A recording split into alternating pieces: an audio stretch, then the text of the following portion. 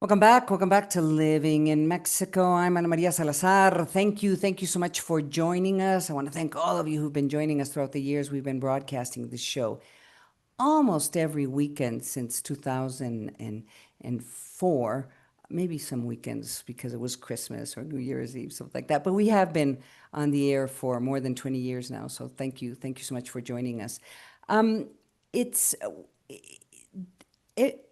ever since President Donald Trump was sworn in this second time, there's been this very interesting debate as to what would be President Claudia Sheinbaum's strategy to negotiate, to contain Donald Trump's decisions. And of course, it's not easy to negotiate with Donald Trump. We've been through this on the show. In fact, I have a class. I teach a master's program on national security, and we have like days of debates. How do you negotiate with a president or prime minister with the characteristics of Donald Trump? And it's difficult. It would be difficult for any president, but in particular, it requires a lot of strategy, considering how important Mexico is not only for Donald Trump but for the United States. And there's a lot of things that need to be negotiated with the United States right now, including the new, I'm not going to say new, but at least the revision of the USMCA, this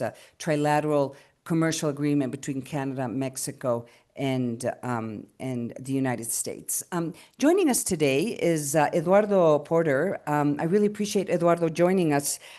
He just published a column for the Financial Times that you talk about Plan Mexico, but in this column, you actually start kind of describing, this what steps Mexico is taking, President Claudia Sheinbaum is taking to try to mitigate or to try to contain or try to control these decisions being made by, I have to say, the White House. I mean, I think these, kind of the Mexico strategies coming directly out of the White House. So, Eduardo, welcome to the show. Tell us about your piece.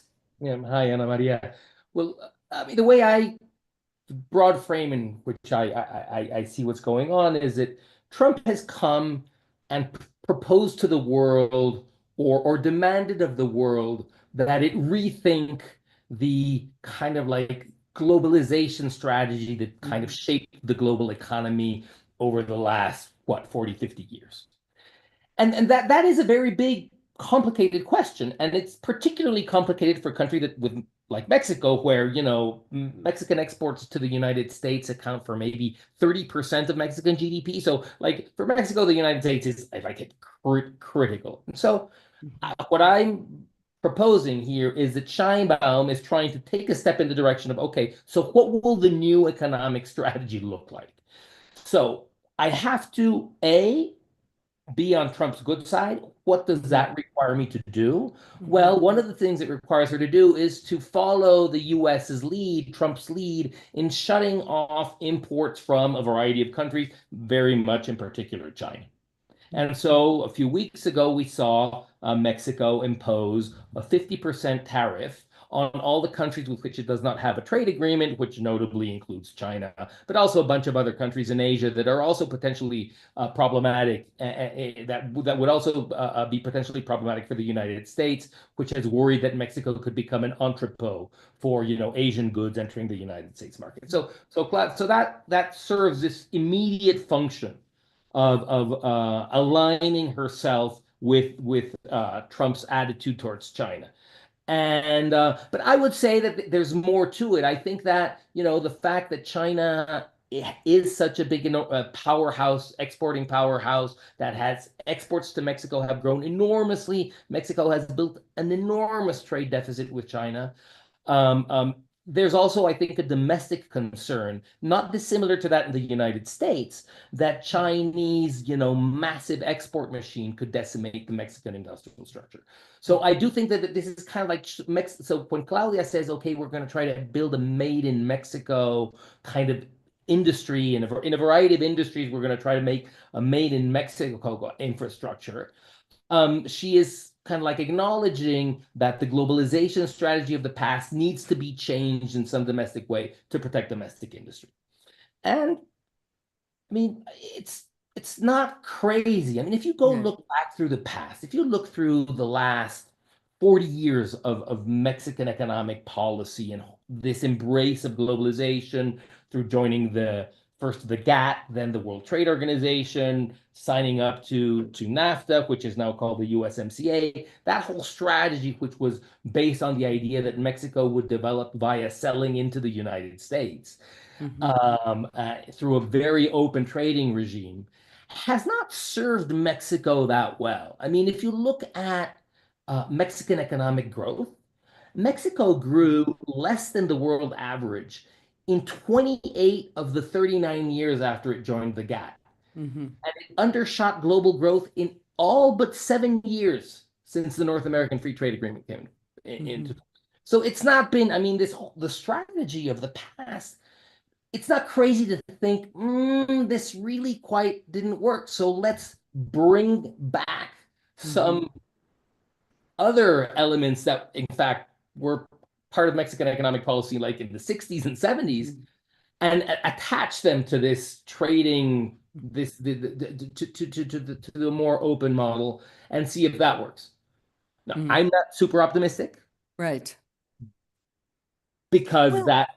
Sorry, no, go. no. Let me just jump in because I agree. I mean, I think it's hard to be super optimistic, mainly because there's been a lot of questions in regards to how well Mexico and what Mexico did to implement the NAFTA, and then now the USMCA, and what were their priorities. I mean, I think when you look throughout the years, and I've been reading your columns throughout the years, you've written opinion pieces for the Washington Post, Bloomberg Opinion, the New York Times, and what's interesting is when you look at what has happened throughout the years. I mean, they did not do or take the sufficient steps to be able to use these agreements in a way that would assure that Mexico would become a equal partner with the United States and Canada.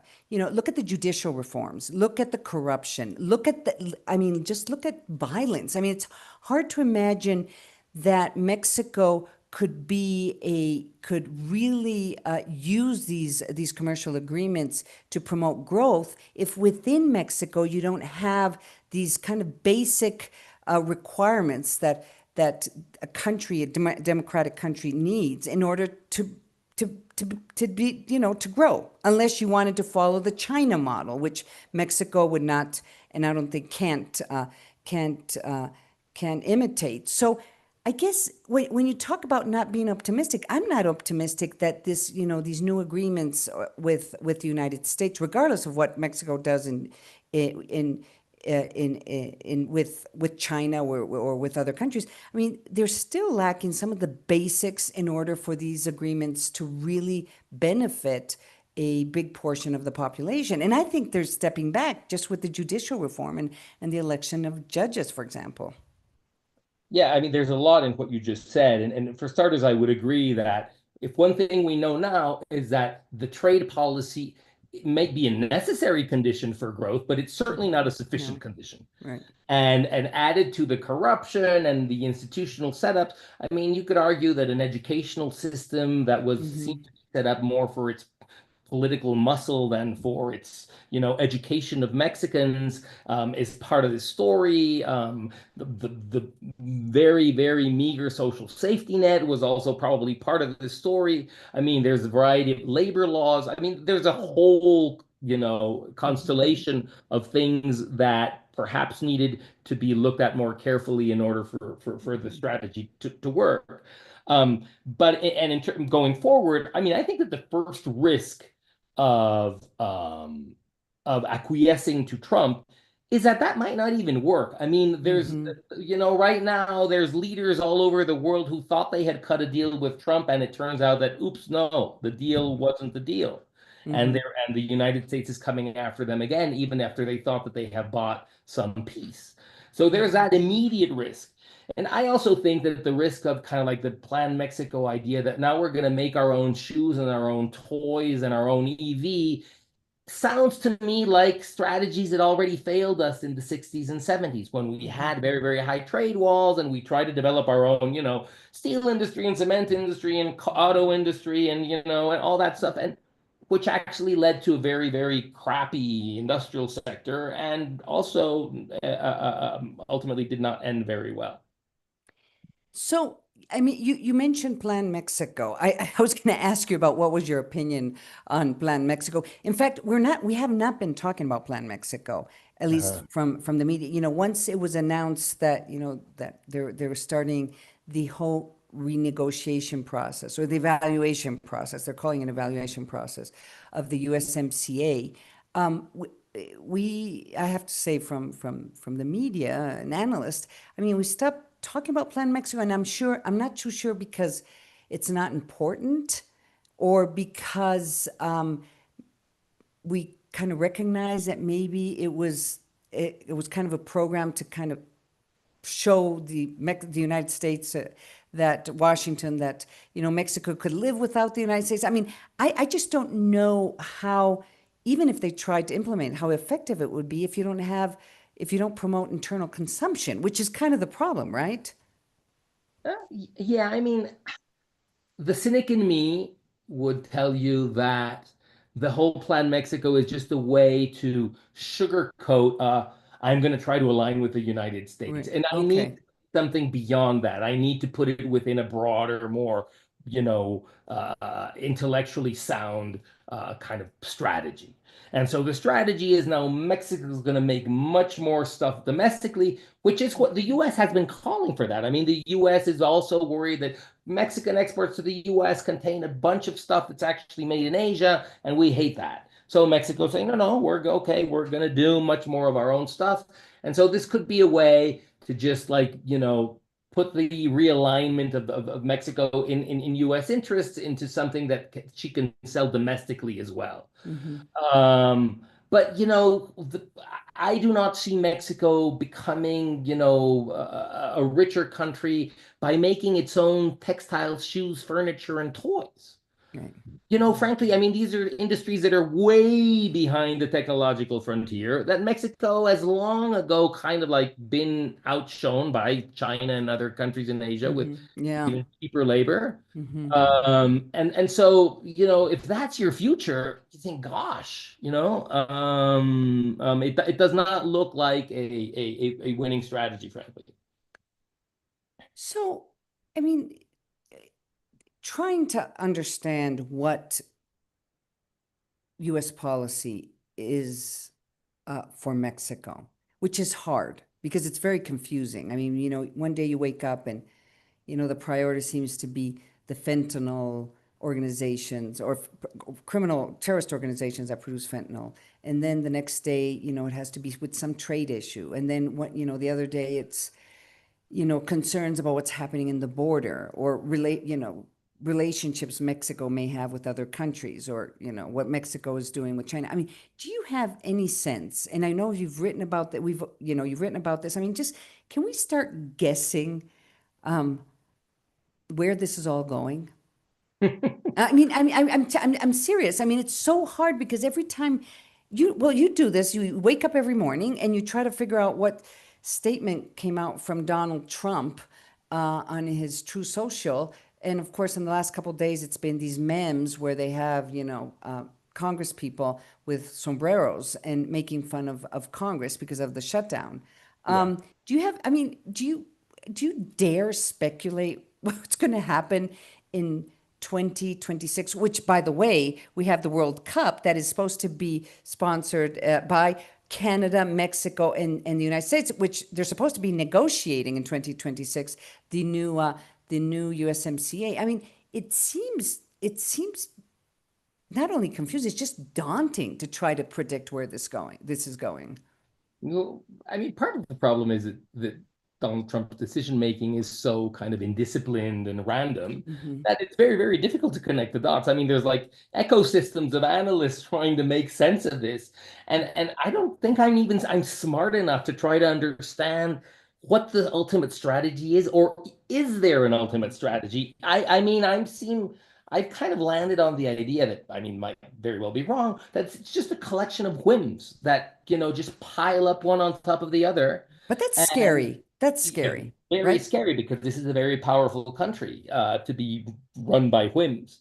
And so, fentanyl worries him on Wednesdays, and then migrants worry him like Thursdays and Friday, and then it's a trade deficit, and then it's democratic cities, and it's just kind of like at war with the status quo. And it's basically what grudge he remembers in the morning. Hmm. That's going to determine, the attack of the day. So last week on one of my shows, I had Juan Carlos Baker, who was the Deputy Secretary of Commerce under and has been part of the negotiation teams for both the USMCA and I believe in NAFTA at different points. And he stated that the process has initiated. There's like a series of decisions that need to be made and consultations that need to be made in order to start a which looks like a renegotiation of the USMCA.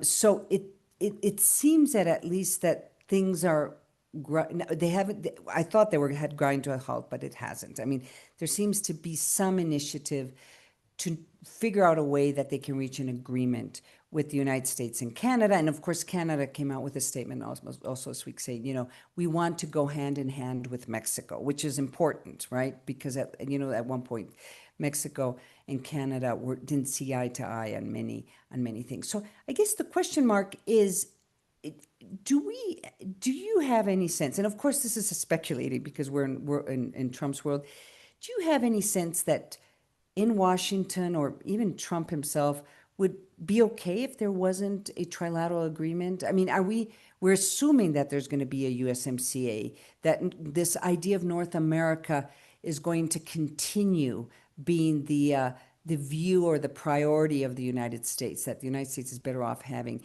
Canada and Mexico as their strong trade agreements. But I don't know if in Trump's world that is a priority, a political priority. You know what I mean? I mean, are we thinking, could we have bilateral agreements instead of trilateral agreement? I mean, it's hard to imagine a world without the USMCA, right? Yeah, I mean, I think there's two ways to look at this, and I think if we look at just kind of like the geopolitical positioning that's Right. going on, I've read a bunch of analysis that suggests that Trump does kind of see the world or in where that's sliced into bits Mm-hmm. where, the US lays off of China and allows it maybe even to take over Taiwan or, Mm-hmm. and allows China to do its thing in the South Pacific and all, and in the Asia Pacific area. Kind of like let's Russia do its thing in Europe and let the Mm-hmm. Europeans deal with it. And the US is going to focus on the Americas. And so that's kind of a Mm-hmm. more back to the Monroe Doctrine that the US kind of like runs things in this hemisphere. And in that regard, I would see it seems to me, and when you hear him talking about wanting to take over the Panama Canal, when you see his hostility towards the Maduro regime kind of like turning into looks like it could turn into a hot war, when you see certain attitudes about Chile and Argentina that they seem to be getting too close to China and the US starts sending warning signals. Mm-hmm. Okay, you might that would lead me to think that he's really occupied, that that Mm-hmm. that the links with this hemisphere are going to become perhaps more important than they have been under other administrations. Mm-hmm. I mean, you can make many arguments against what I just said, though, but that is a Mm-hmm. possible line of thought. Then on the trade front, I think that we could look at what's happened on trade policy since, the Mm-hmm. Liberation Day in April, to get a sense of how he values the USMCA. So we had Liberation Day. He puts tariffs on everybody. Markets go crazy. Treasuries tank. The dollar tanks. The stock market tanks, and he like backtracks. And Mm-hmm. so there we thought, okay, he's learned a lesson that the markets are not liking the new trade strategy, and so he will start behaving more rationally on trade. Um, but evidently not that was not quite true because he's in fact Mm-hmm. maintained tariffs and increased tariffs just Mm-hmm. more gradually against different countries and groups of countries. Mhm. So evidently his hostility towards trade is still very much there. And so, how these two things balance out, the perception of what this will do to the markets, which is very important to Trump, Yeah. versus hostility towards a whole notion of trade, Mm. those things are going to fight it out. Now, my guess is that net net, he will not want to destroy the USMCA because it is such an important part of the U.S. economy. I mean, the linkages between in just the auto sector across North America are just so intricate that he would be basically shooting his car industry with a shotgun if he just Mm. undid the USMCA. Mm. So my guess is that like the markets are going to impose some sort of intellectual discipline there, and so there will be a new USMCA, perhaps changed with higher rules of origin, probably, and things like that to keep out the Chinese. Mhm. Yeah. But there will be one. Well, that sounds encouraging. And we'll end this conversation with that note. Eduardo Porter, I've been following your op-eds throughout the years. He's written for the New York Times, the Washington Post, Bloomberg Opinion, and now he has a piece that was just published this week for the Financial Times. So try to follow him. In fact, as we retreat some of these through the as we retreat this interview through our social media, I'm going to see if I can find a link so we can include it. Thank you so much. Promise me you'll come back soon. Thanks, Ana Maria. Sure, it will be fun. It's great to talk to you, Eduardo Porter. We're going to go to commercial break. I'm Ana Maria Salazar. You're listening and watching Living in Mexico.